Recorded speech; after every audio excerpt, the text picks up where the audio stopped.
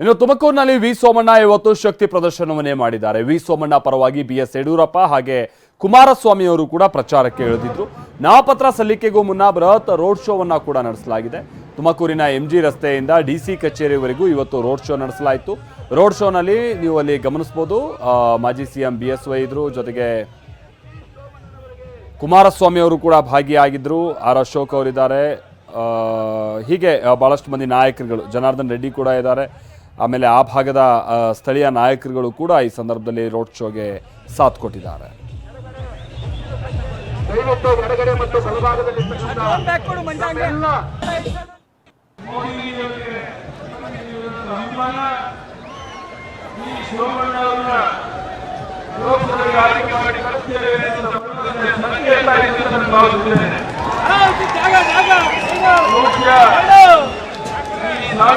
ಸಮಾರಂಭವನ್ನು ನೋಡಿದರೆ ಕಾಂಗ್ರೆಸ್ನವರು ಅವರ ಅಭ್ಯರ್ಥಿಯನ್ನು ವಾಪಸ್ ಪಡೆದು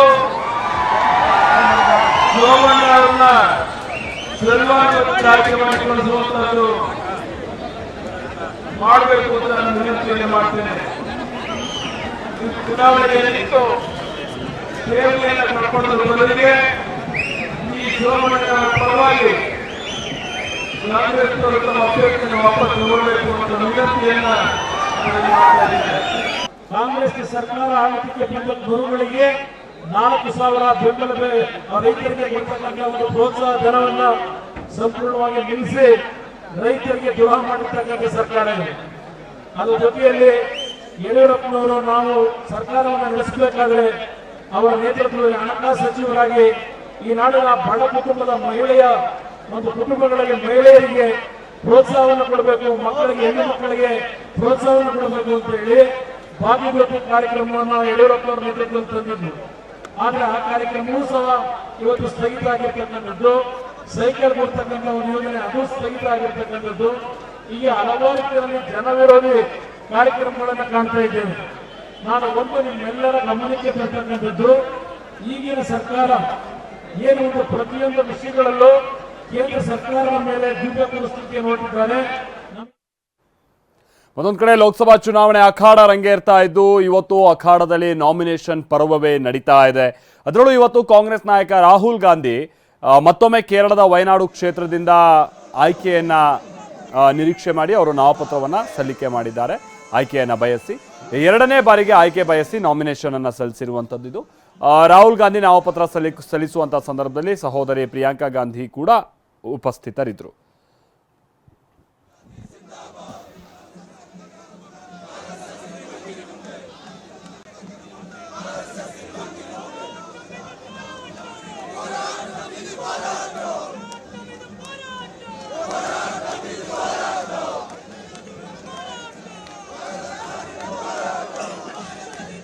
Like we do from all families, I have received love and affection.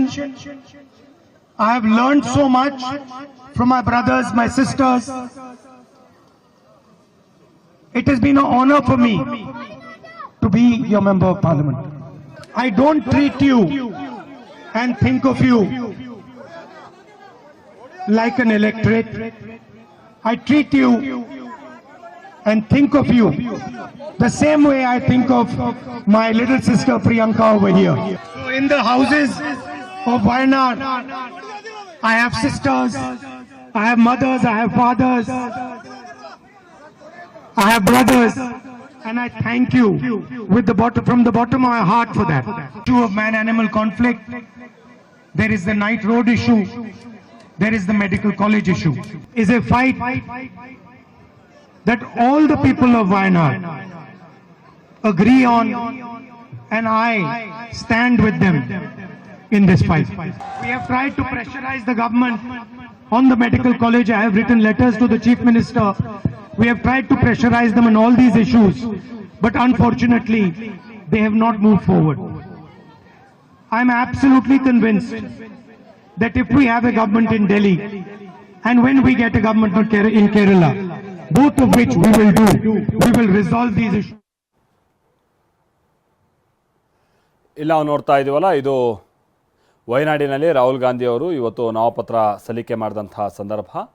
ಆ ಸಂದರ್ಭದಲ್ಲಿ ಅಲ್ಲಿನ ಆ ವಯನಾಡಿಗೆ ಸಂಬಂಧಪಟ್ಟ ಹಾಗಿನ ಚುನಾವಣಾಧಿಕಾರಿ ಎದುರು ಅವರು ನಾಮಪತ್ರವನ್ನು ಸಲ್ಲಿಕೆ ಮಾಡಿ ತಮ್ಮ ಉಮೇದುವಾರಿಕೆಯನ್ನು ಬಯಸಿದ್ದಾರೆ.